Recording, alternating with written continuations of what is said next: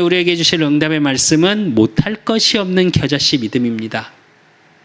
우리 그사랑교회가 2년 전 6월 6일 날 첫 예배를 드렸었습니다. 오늘도 예배 전에 잠깐 그때 첫 영상을 봤는데 스터디 카페를 빌려서 첫 예배를 드렸던 그 사실은 예배로는 이제 이번 주가 2주년이 되는, 근데 저희가 이제 설립 예배가 12월 12일 날 설립 예배를 했기 때문에 그때를 이제 1주년, 2주년 이렇게 나갈 건데, 항상 6월 6일, 12월 12일은 잊을 수가 없는 날이겠죠.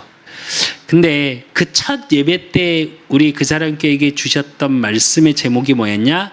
하나님이 보시기에 심히 좋았더라예요. 그런데 그 하나님이 보시기에 심히 좋기 위해서 되어질 게 뭐냐? 우리의 믿음이죠. 근데 그 믿음이 어떤 믿음이냐? 겨자씨만한 믿음이면 돼요. 겨자씨 믿음이라는 게 꼭 작은 믿음만을 얘기하는 게 아닙니다. 이따가 말씀을 통해 다시 한번 확인하겠지만 하나님의 말씀, 그 언약을 믿는 믿음이에요. 근데 그 언약이 어떤 언약이냐? 복음의 언약. 그 복음의 언약 속에 있고 그 복음의 언약을 믿는 자에게는 뭐요? 못할 것이 없습니다. 우리는 대부분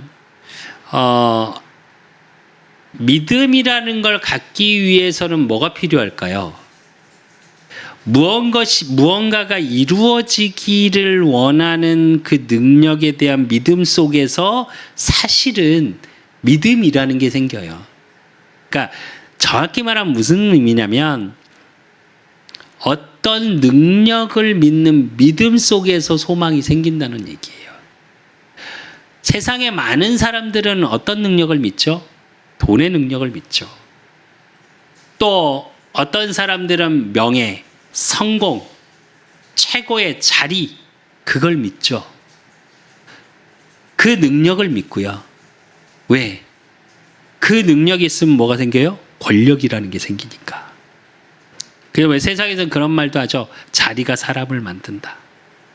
또 어떤 사람은 이야기합니다. 특히 요즘 들어 인문학이 약간 다시 이슈가 되어지고 역사가 약간 이슈가 되어지면서 뭐가 되냐? 신념.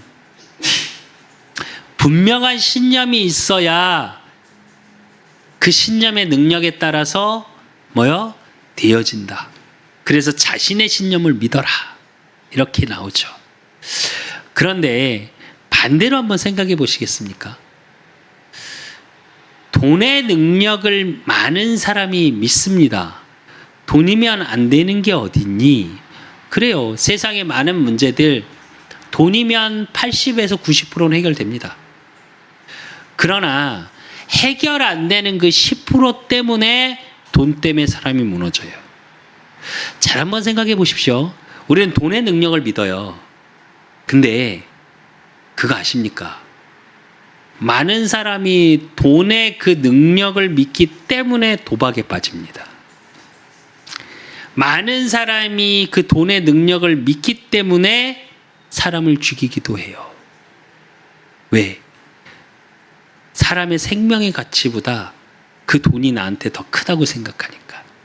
그 능력이 더 크다 생각하니까. 맞는 걸까요? 또 어떤 사람은 돈도 중요하지만 명예가 있어야 된다. 내가 최고의 자리에 앉아야 한다. 그래서 그걸 막 쫓는 인생이 돼요. 근데 막상 그 자리에 서면 많은 권력을 휘두릅니다. 근데 웃기죠? 자신은 피폐해져 가요. 세상 사람들은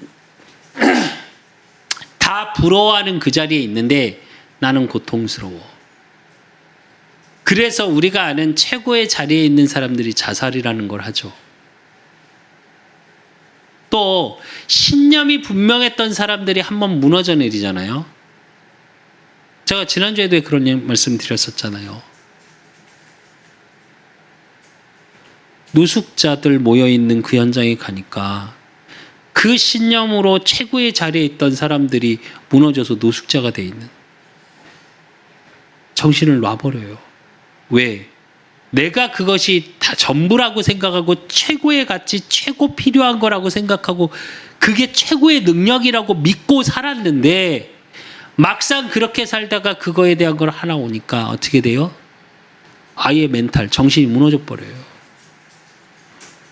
그래서 이 시대는 어떤 시대요? 정신병의 시대라고 그러죠. 진짜 여러분은 어떤 능력을 믿고 살아가십니까? 여러분에게는 어떤 능력이 필요하십니까? 성경에서는 말합니다. 돈이 필요하고 사람의 자리가 필요하고 신념이 필요한 게 아니라 복음의 능력이 내게 임하여야 내게 뭐가 온다고요? 평안이 온다고요. 예수님이 말씀하셨습니다. 수고하고 무거운 짐진 자들아 다 내게로 오라. 내가 너희를 쉬게 하리라. 돈의 능력을 믿는 믿음 때문에 그 능력을 갖기 위해서 우리는 돈의 짐을 지고 살아가죠. 성공하기 위해서 열심히 노력하고 어렸을 때부터 그 성공의 비전을 꿈꿔라. 세상은 계속 그렇게 가르칩니다. 그러다 보니까 그 성공만 하면 뭔가 그 자리에만 가면 무언가 되어질 거라는 그 능력의 비밀을 믿는 그것 때문에 자신을 포기해가면서 살아갑니다. 자신의 삶을 포기해가면서 살아가요. 한 일타 강사가 그 얘기를 하더라고요. 노력이란 것은 남들 다 하는 만큼 하는 게 노력이 아니다. 남들이 12시, 1시까지 공부하면 나는 최소한 3시까지는 공부해야 노력을 조금 한 거라고 할 수 있다. 그렇게 전투적으로 살아라. 그래야 너희들 삶이 바뀐다. 이렇게 말하더라고요. 세상에서는 맞는 말입니다. 근데 저는 그 말에 동조할 수 없습니다. 그 말을 인정할 수 없어요. 전투적으로 노력해서 살았는데 무너져가는 사람을 너무 많이 봤습니다.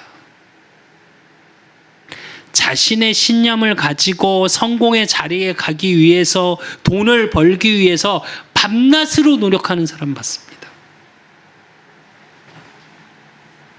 한 번에 무너지던데요. 또 어떤 사람은 세상에서 또 반대로 얘기할게요. 세상에선 그런 말 합니다. 살만하니까 병을 얻더라. 경제적으로나 모든 게 살만하니까 하늘나라 갔더라. 삶을 비관적으로 얘기하자고 이 얘기를 하는 게 아닙니다. 사실적인 얘기를 하는 거예요. 여러분에게 진짜 필요한 건 뭐냐? 그 저주 재앙에서 빠져나오는 그게 그 능력이 필요한 거예요. 요한일서 3장 8절에 마귀의 일을 멸하신 그 그리스도의 권세가 필요한 거예요. 내가 곧 길이요 진리요 생명이니 나로 말미암 자고는 아버지께로 올 자가 없느니라. 길이 되시고 진리 되시고 생명 되신 그리스도의 능력이 임해야 돼요. 그래야 하나님을 만날 수 있고 평안의 길을 갈 수 있어요.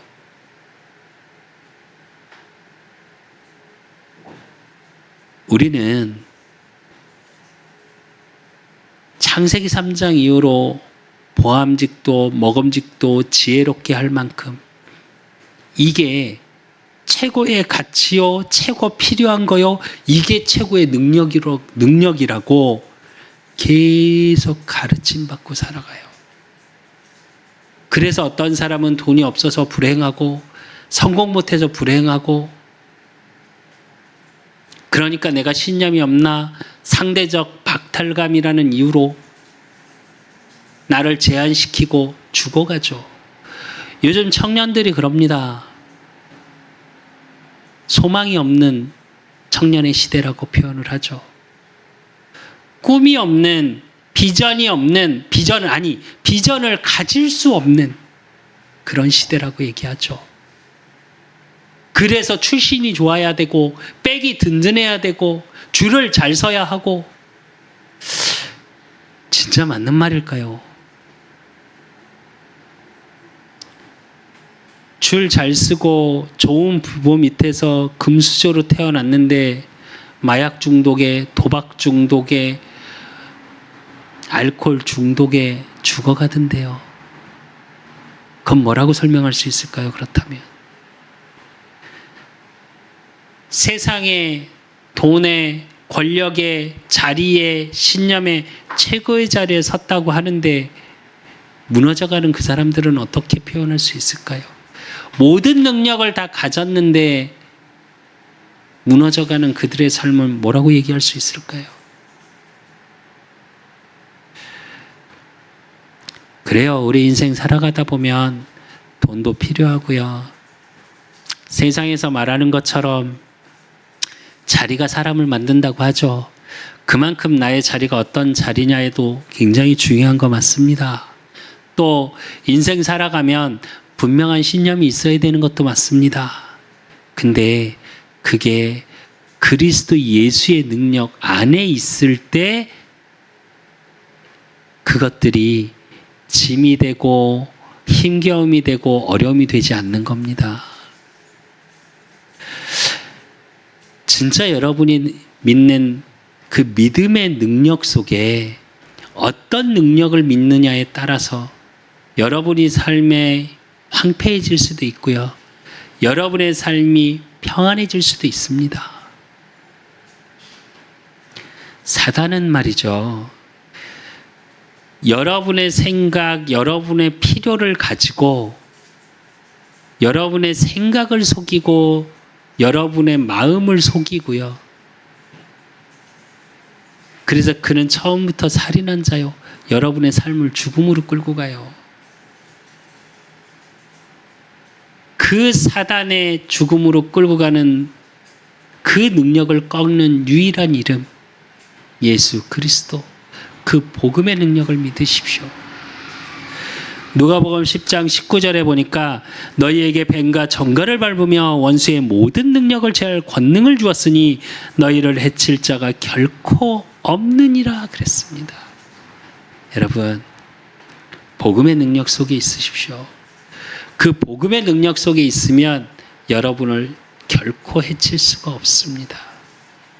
지금의 어려움, 지금의 문제가 오히려 내가 어려워지고 힘겨워지고 사망의 길, 죽음의 길이 아니라 그걸 통해 여러분의 그릇이 커지고 여러분 주변을 살리고 여러분의 가정을 살리고 여러분이 사는 지역을 살리고 나라를 살리고 세계를 살리는 씨앗이 돼요. 밑거름이 됩니다. 그래서 오늘 말씀을 통해 그 복음을 믿는, 복음의 말씀을 믿는 겨자씨 믿음 속에 모든 것을 능하게 하는 말씀의 능력이, 복음의 능력이 여러분의 삶에 미치는 최고의 예배 시간 되시기를 예수 그리스도 이름으로 축원드립니다. 그러기 위해서 오늘 본문을 통해서 우리가 제일 첫 번째 확인해야 될 게 뭐냐? 고통받는 사람들이에요. 세상은 돈이 최고라고 말합니다. 세상은 성공해야 된다고 말을 합니다. 세상에서는 분명한 신념을 가져야 하고 육신의 건강도 있어야 하고 자녀의 화목도 있어야 하고 많은 이야기들을 하죠. 인생 살아가면서 다 필요하죠. 근데 그렇게 열심히 대부분은 살아갑니다. 근데 사람들이 어떠냐? 고통받는 삶을 살고 있어요. 오늘 마태복음 17장 14절에서 15절에 보면 그들이 무리에게 이르매 한 사람이 예수께 와서 꿇어 엎드려 이르되 주여 내 아들을 불쌍히 여기소서 그가 간질로 심히 고생하여 자주 불에도 넘어지며 물에도 넘어지는지라 이랍니다. 오늘 말씀이 뭐라고 그래요? 심히 고생하여. 이게 원어적인 뜻이 뭐냐? 격렬하게, 비참하게 이런 뜻이에요. 비참한 삶을 살고 있어요.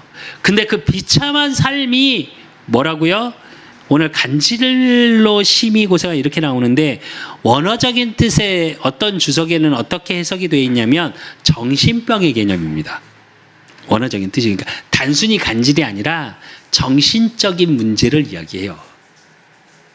아까 서론에서도 잠깐 이야기했습니다. 지금 시대가 어떤 시대라고요?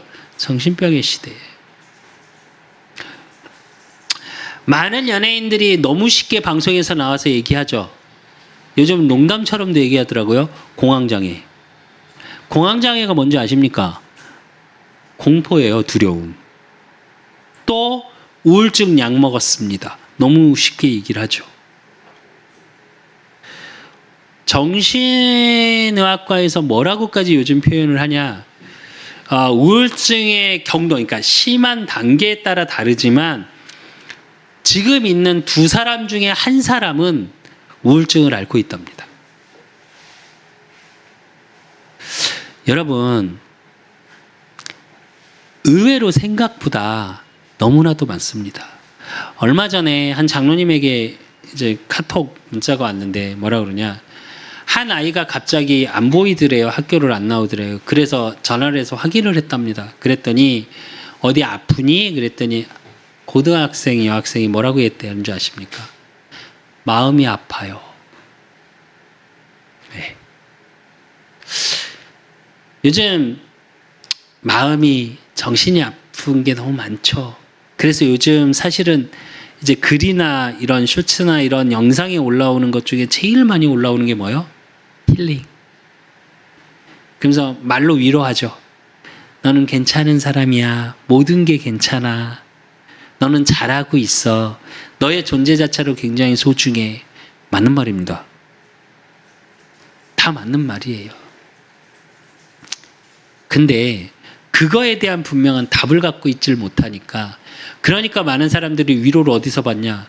얼마 전에도 뭐 이렇게 뮤지컬 배우 한 명을 이렇게 사기를 냈더라고요. 뉴스에 보니까. 그래서 뭐 몇 억을 받아가는, 이렇게 제가 뭐 세금을 못 내고 있어요. 왜 이랬고. 근데 그 중년 여성분이 그 배우에게 몇 억씩 줬던 이유가 뭐냐? 죽을 것 같았는데 그 뮤지컬 배우의 노래를 들으면서 치유받았대요. 그렇게 말하는 분 의외로 많습니다, 요즘. 근데 잘 생각해 보십시오. 또 매인 거예요. 연예인을 통해, 노래를 통해 우리가 힐링을 얻고 위로를 받을 수 있습니다. 그게 나쁘다는 말이 아니에요, 제 말은. 근데 거기에 또 매였다? 그래서 그 배우가 즐거우면 나도 즐겁고 그 배우가 안 좋으면 나도 슬프고? 공감은 할 수 있죠. 근데 그것 또한 매이는 거예요. 이게 무슨 얘기냐? 계속 반복된다는 거예요. 다른 것으로 대치되는 것 뿐이지 계속 반복되는 삶. 그래서 사람들은 비참하게 고통받고 있어요, 생각보다. 오늘 같은 본문이 마가복음에도 똑같이 기록되어 있습니다. 근데 마가복음에는 어떻게 기록되어 있냐? 마가복음 9장 17절에 18절에 보니까 무리 중에 하나가 대답하되 선생님, 말 못하게 귀신 들린 내 아들을 선생님께 데려왔나이다. 귀신이 어디서든지 그를 잡으면 거꾸러져 거품을 흘리며 이를 갈며 그리고 파리해지는지라 내가 선생님의 제자들에게 내쫓아달라 하였으나 그들이 능히 하지 못하더이다. 이래요. 무슨 얘기냐? 이게 무슨 말이냐면 정신 문제는 귀신이 붙잡고 있다는 얘기예요. 사단의 역사라는 얘기입니다. 여러분의 생각, 마음을 계속 속여요. 그래서 그러니까 정신병이라는 걸로 이야기하자면 분열증이에요, 분열. 무슨 얘기냐면 여러 가지 생각이 계속 머리를 복잡하게 만드는 거예요. 우울증 걸린 사람들 특징이 하나 있습니다. 그게 뭐냐면 자기 자신의 생각이 계속 많아져요. 오히려 그거 아십니까? 되게 단순한 사람은 정신병 안 걸립니다. 네. 왜? 복잡할 게 없거든요.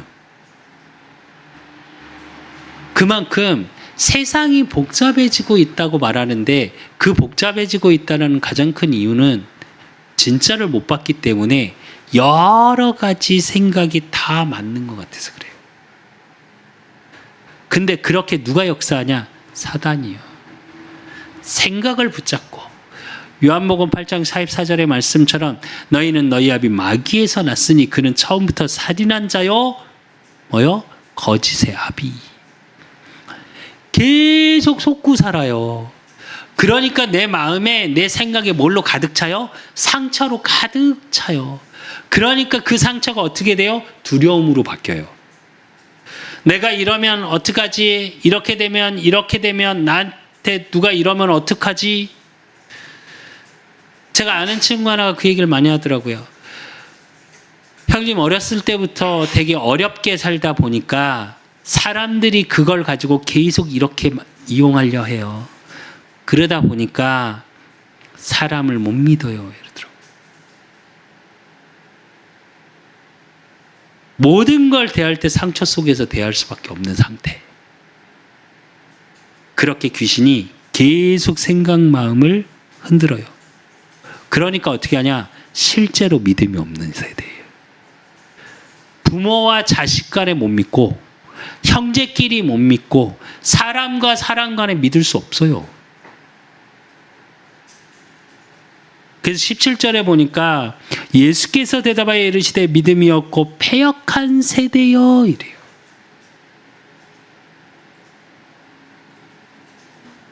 누군가를 믿을 수도 없고요. 하나님은 당연히 보이지도 않고 그리고 패역하다.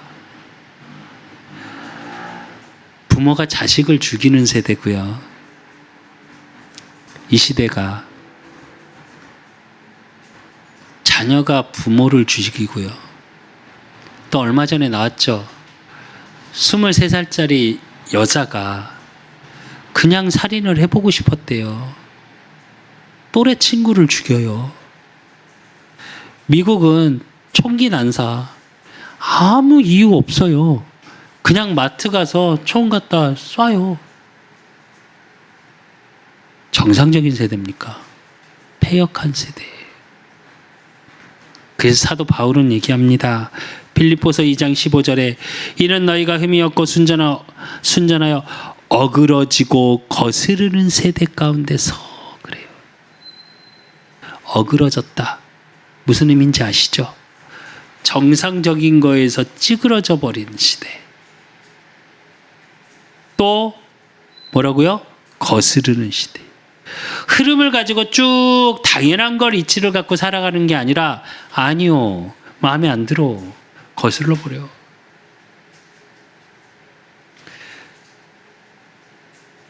그래서 사람들이 여러분에게 다 말하지 않지만 굉장히 고통받고 살아가는 시대입니다. 그래서 이 시대 속에 하나님이 저와 여러분을 전도자로 세우신 거예요. 그리스도의 능력이 현장에 임해야 이 정신 문제에서 해결받을 수 있어요. 요즘 들어 그런 생각을 참 많이 합니다. 제가 현장에서 이렇게 일을 하면서 대화를 해보면요. 딱 이래요. 굉장히 감추고요. 문제가 있어. 근데 뭐만 하냐? 보여지는 건 막 잘한들 이렇게 해요. 그래서 그걸로 가리우려고 그래요.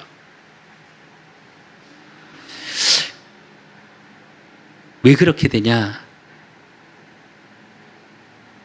그 능력을 믿는 믿음이 있을 때 그 능력이 나를 또 내 가정을 무시 못하게 한다고 생각하니까.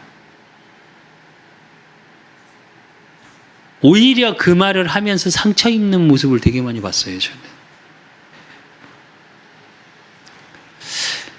여러분만큼은 그러지 않으셨으면 좋겠습니다.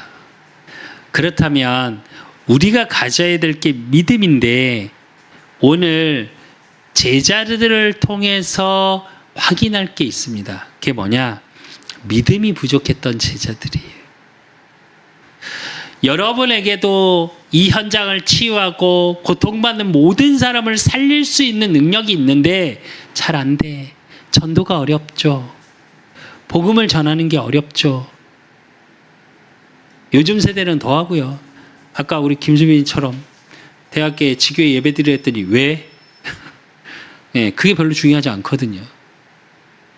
그게 왜 그러냐? 다른 가치관이 들어가서 그래요. 근데 마태복음 오늘 17장 16절에 보니까 내가 주의 제자들에게 데려왔으나 능히 고치지 못하더이다 이래요. 우리가 마태복음 17장 1절에서 13절 지난주에 봤죠.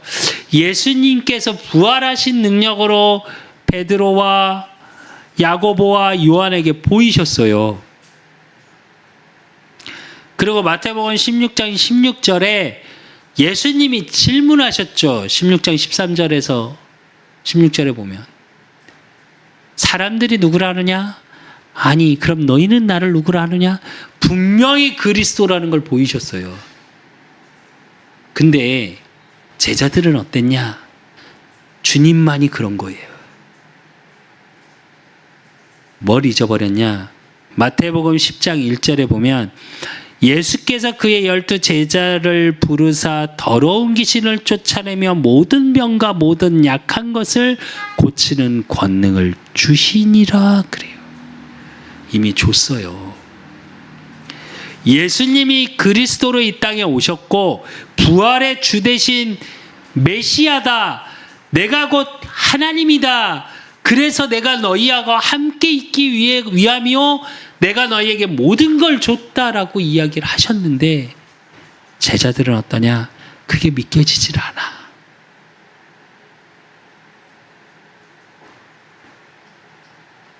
그래서 20절 서론에 보니까 뭐라고 그러셨어요? 너희 믿음이 작은 까닭이니라. 믿음이 없진 않아요. 예수님을 그리스도로 믿어. 그런데 뭐가 안 믿어지냐? 그 권능이 내게 임해 있음이 안 믿어져요.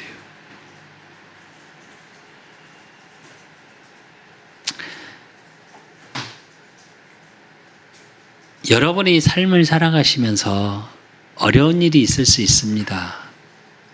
내가 하나님 앞에 무릎 꿇고 기도하고 예배드리고 하고 있는데 일이 잘 안 될 때도 있습니다. 그래서 복음의 능력을 놓치고 말씀의 능력을 놓치고 기도의 비밀을 놓칠 때가 참 많죠. 근데 그렇다고 그리스도의 능력이 여러분에게 임해 있지 않은 게 아니에요. 하나님의 자녀에게는 그것을 이끌어가는 과정 속에 있을 뿐이에요. 믿음이 작아질 수도 있습니다. 그래서 우리의 시선이 오직 예수만 보이더라 그래야 되는데 뭐가 보이냐? 베드로처럼 예수님이 배 위에 바다 위를 걸어오십니다. 그래서 베드로 걸어오시는 모습을 처음에 놀랬다가 나니 두려워 말라. 와 예수님, 베드로가 그래요. 나도 좀 예수님처럼 걸어보고 싶은데 걸을 수 있게 해주실 수 있어요? 예수님은 하실 수 있잖아요. 그러니까 예수님은 어떻게 해요? 오라 그러죠. 마태복음 14장 29절 31절에 보니까 베드로가 내려서 무리를 걸었습니다. 근데 어떻게 해요? 바람을 보고 무서워 빠져가는지라 그래요. 그러니까 예수님 뭐라 그러냐? 예수께서 즉시 손을 내밀어 그를 붙잡으시며 이르시되 믿음이 작은 자여 왜 의심하였느냐 하시고.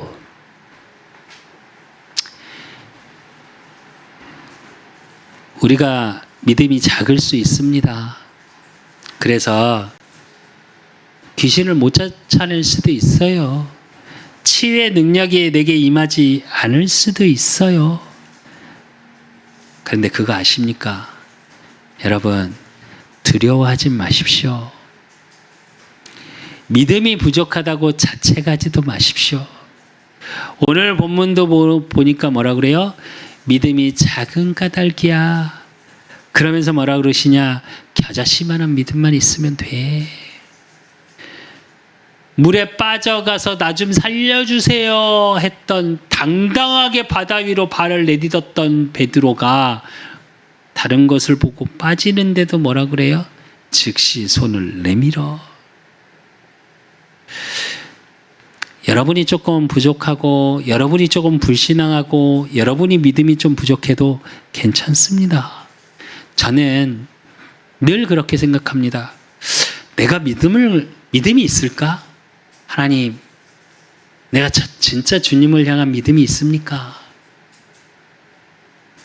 그때마다 들려오는 게 하나 있습니다. 때론 저도 두렵고요. 제가 솔직히 고백하면 제가 개척하기 전에 우리 인경섬한테 그랬어요. 2, 3년 안에 성도가 한 명도 없으면 난 목회의 길 그만 갈 거다. 근데 벌써 2년 돼가요. 1년 남았네요. 근데 왜 그랬냐? 잘 될 거니까 그런 게 아닙니다, 사실은. 제 마음 깊은 곳에서. 2가지 이유 때문이었어요. 내가 그런 그릇이 안 되나? 하나, 그러면 안 해야지. 또 하나는 뭐냐? 두려움입니다. 지금 생각해 보니까. 그게 하나님 앞에 당당한 게 아니라 불신앙이에요. 내 능력으로 자꾸 할 생각을 하니까. 아무 능력도 없으면서. 우린 그래서 때론 불신앙도 하고요. 내 능력을 의지하려 하고요. 그래서 많은 스펙을 만들려고도 하고요.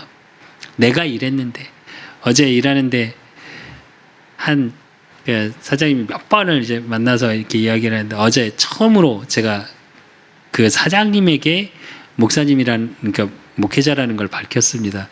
그래서 뭐 얘기가 나와서 원래 조금 이제 개척한 지 2년 정도 돼 간다고, 원래 조금 규모 있는 교회에서 부교육자로 있었는데, 그랬더니 그분이 뭐라 그러냐면, 왜 안정된 대기업 같은 직장을 나왔니? 그래서 이걸 어떻게 아시지? 속으로 그랬어요.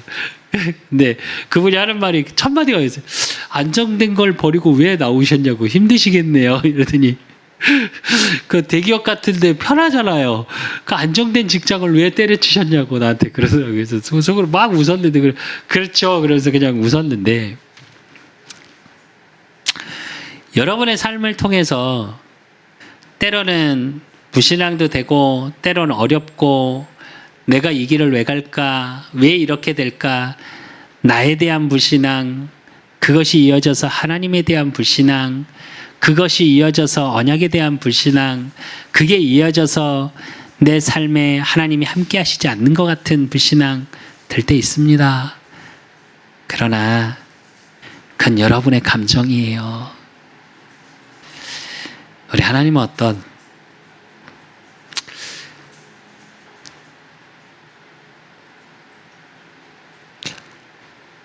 오늘 본문의 말씀처럼 분명히 예수님이 모든 걸 보여주시고 나서, 그러니까 예수님이 뭐라고 한탄까지 하시냐? 믿음이 없고 패역한 세대여, 내가 얼마나 너희와 함께 있으며 얼마나 너희에게 참으려 그를 이리로 데려오라 하시니라 이래요. 근데 이 앞에 원어적인 뜻은 어떤 뜻이 어떻게 표현되어 있냐면요, 오 이래요. 그러니까 왜 우리 미치겠을 때 있잖아요. 아 이거 있잖아요. 그러니까 예수님이 제자들을 향해서 그렇게 말씀하세요. 그렇게 답답하게. 근데 이거는 무조건 혼을 내시는 게 아니에요. 안타까움입니다. 너희들한테 있어. 내가 너희들한테 다 줬어. 그래서 믿음이 좀 작아도 괜찮아요.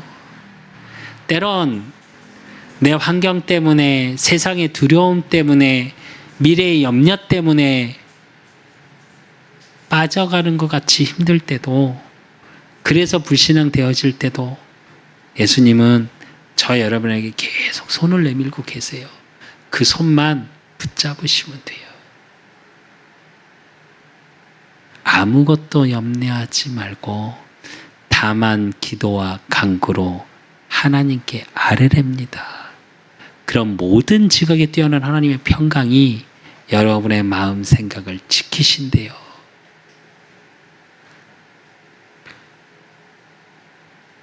그래서 그 하나님의 능력 속에 복음의 능력의 손을 붙잡으면 어떻게 되냐? 세 번째로 못할 것이 없는 믿음 속으로 들어가게 되는 겁니다. 그래서 모든 것이 하나님의 은혜고요. 오늘 20절에 보니까 이르시되 너희 믿음이 작은 까닭이니라. 진실로 너에게 이르노니 만일 너희에게 믿음이 겨자씨 한 알만큼만 있어도 이 산을 명하여 여기서 저기로 옮겨지리라 하면 옮겨질 것이요 또 너희가 못할 것이 없으리라 이래요. 근데 이 겨자씨의 의미는 뭐냐? 누가복음 8장 11절에 보니까 예수님이 씨 비유를 쭉 해놓고 제자들이 질문하면서 답을 해요. 뭐라고 말씀하시냐? 이 비유는 이러하니라. 씨는 하나님의 말씀이요 이래요. 또 그 하나님의 말씀이 어떻게 되어졌냐? 왜? 겨자씨 한 알만큼. 겨자씨는 아시죠? 세상에서 가장 작은 씨입니다. 마태복음 13장 31절에서 32절에 보니까 또 비유를 들어 이르시되 천국은 마치 사람이 자기 밭에 갖다 심은 겨자씨 한 알 같으니 이는 모든 씨보다 작은 씨로되 자란 후에는 풀보다 커서 나무가 되매 공중의 새들이 와서 그 가지에 깃들이느니라 이래요. 여러분, 말씀을 우린 때론 많이 알아야 된다고 이야기하는 분들도 있습니다. 근데 저는 그렇게 생각하지 않습니다. 제가 현장에서 만나본 분 중에 성경을 몇 독씩 한 분도 만나봤고요. 또 성경을 글로 3번, 4번씩 쓰신 분도 만나봤고요. 공통적으로 특징이 하나 있었습니다. 정신문제 있으세요. 그리고 말씀을 복음으로 듣질 않아요. 복음을 전하는데 지식으로 가득 차 있어요. 맞는 걸까요? 그건 능력의 말씀이 아닙니다. 성경에 보니까 뭐라고 그랬어요? 이 말씀은 예수 그리스도를 기록한 것이래요. 복음으로 말씀이 깨달아지지 않잖아요. 말씀 창세기부터 계시록까지 달달달달달달 외우고 있어도 소용없습니다. 마태복음에는 바리새인, 사두개인 이야기들이 많이 나옵니다. 구약 성경을 외워서 쓰는 사람들이에요. 근데 웃기죠. 그리스도를 부인해요. 무슨 말이냐? 여러분이 말씀을 많이 알아서가 아니라 복음의 말씀이 나의 믿음의 고백이 되어지면 그것이 자라서요. 내가 때론 불신앙도 하고 때론 두려워서 물속에 빠지는 것 같고 그런 많은 여정을 언약의 여정을 거치다가 어떻게 되냐? 나무가 되어져요. 그것이 숲을 이뤄요. 많은 말씀을 아는 게 아니라 복음의 말씀이 나의 말씀이 되어질 때 그것이 하나님의 은혜로 말미암아 믿음으로 고백되어질 때 많은 사람을 살릴 수 있는 숲이 되어진다니까요. 그 숲을 이루고 많은 사람을 살릴 수 있는 믿음의 성장이 되기 위해서 필요한 게 뭐냐? 마가복음 9장 29절에 보니까 이르시되 기도 외에는 다른 것으로는 이런 종류가 나갈 수 없느니라 하시니라. 즉 기도의 비밀, 예수 그리스도 이름의 권세를 누리는 기도의 비밀, 그 능력을 믿는 믿음의 고백의 기도의 비밀. 때론 우리가 기도할 때 어떤 분은 기도 제목이 너무 많고요. 또 우리 랩런트들 그런 얘기 많이 하더라고요. 예전에 우리 후대들 뭐 이렇게 예배 기도, 금요철야 기도 뭐 이런 거 하면 제가 그런 걸 본 적이 진짜 많습니다. 기도를 막 하다가 예전에 이제 제가 찬양 인도를 이렇게 하니까 찬양 인도하고 기도 시간 돼서 또 이렇게 찬양 인도 다시 할 때 보면 제일 먼저 눈 뜨고 있는 게 대학부, 고등부 친구들이 제일 먼저 눈 뜨고 있어요. 그럼 그들이 눈 뜨고 뭐 할 거예요? 남의 기도를 이렇게 듣겠죠. 저도 그랬듯이. 저도 어렸을 때 그랬거든요. 근데 그렇게 기도할 게 뭐 이렇게 많지? 기도를 어떻게 많이 하지? 제가 한 청년에게 기도하다 보면 뭐 30분, 1시간이 금방 가. 이랬더니 그 친구가 그러더니 뭐 그렇게 할 게 많으세요? 저는 할 얘기가 없던데. 많을 수도 있고요. 적을 수도 있고요. 근데 진짜 중요한 건 뭔지 아십니까? 우리가 마지막에 붙이는 예수 그리스도 이름으로 기도합니다. 그게 우리 입술로 예수님을 그리스도로 고백하는 거고요.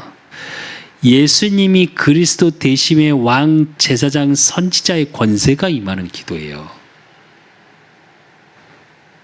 근데 우린 무슨 주문 외우듯이 기도 제목을 얘기할 땐 정말 간절합니다. 내가 받고 싶은 기도들이 내용이니까. 내용엔 되게 간절한데 뒤에 예수 그리스도 이름으로 기도합니다는 그냥 주문처럼 지나가요. 반대셔야 돼요. 기도할 게 없습니까? 그러면 그 기도만 하십시오. 예수 그리스도 그 이름의 권세가 내게 임하게 하시라고. 예수 그리스도 그 이름의 능력이 나의 모든 삶의 현장에 임하게 하시라고. 예수 그리스도 그 이름의 능력이 나를 모든 것을 할 수 있는 힘을 주시라고.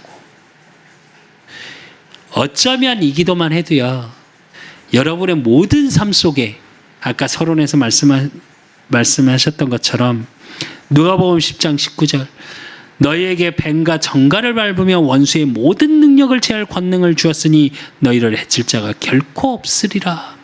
흑암이 무너지게 되고요. 여러분의 삶 속에 뭐가 임해요? 평안이 임해요. 하나님의 능력이 임하니까 보좌의 축복이 그대로 여러분의 삶의 현장에.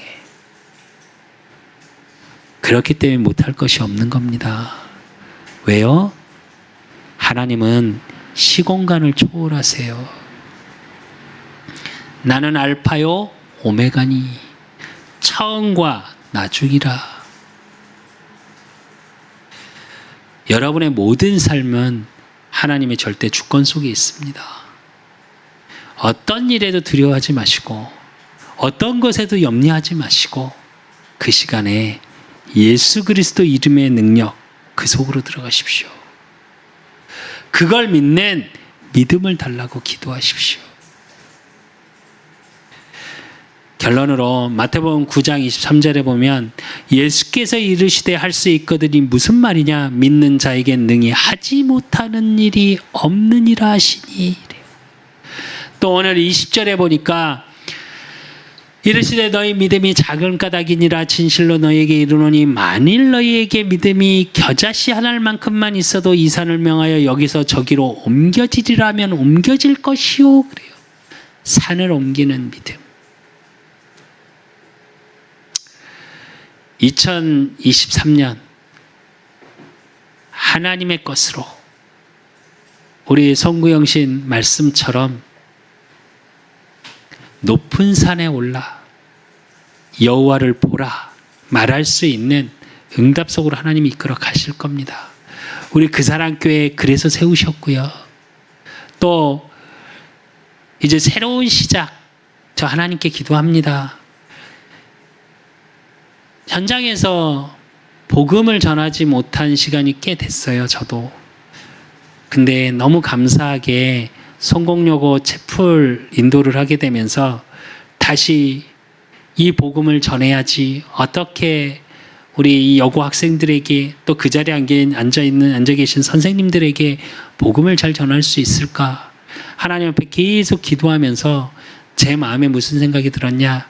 아, 이제 하시겠구나. 또 현장에서 제가 일을 하면서 사실 목회자라는 걸 잘 밝히질 않았었어요. 근데 희한하죠. 자꾸 밝히게 만드세요, 하나님이. 이건 뭘 의미하냐? 지금의 어려움, 지금의 환경, 지금의 힘겨움을 뛰어넘어서 내가 누군지를 확인시켜 가시더라고요. 그 얘기는 제가 꼭 목사여서가 아닙니다. 목사 이전의 전도자예요. 전도자 이전의 하나님의 자녀예요. 하나님의 자녀라는 건 그리스도 예수 안에 있는 자, 하나님이 나와 함께하는 자. 일하시는 시간표가 가까이 오는구나. 그래요. 여러분을 통해서 하나님이 하시고자 하는 일이 반드시 있습니다. 여러분을 통해서 교회를 살리고 가정을 살리고 지역을 살리고 세계를 살리길 소원하시기 때문에 여러분 겨자씨만한 믿음, 그 복음의 능력, 말씀의 능력 속으로 들어가십시오. 그러면 절대 불가능, 절대 안 될 것 같은 일들이 절대 가능으로 바뀌어지는 축복의 증인이 반드시 되어지실 겁니다. 그래서 하나님이 주시는 복음의 능력 속에 겨자씨만한 믿음의 축복의 증인 되시기를 예수 그리스도 이름으로 축원드립니다.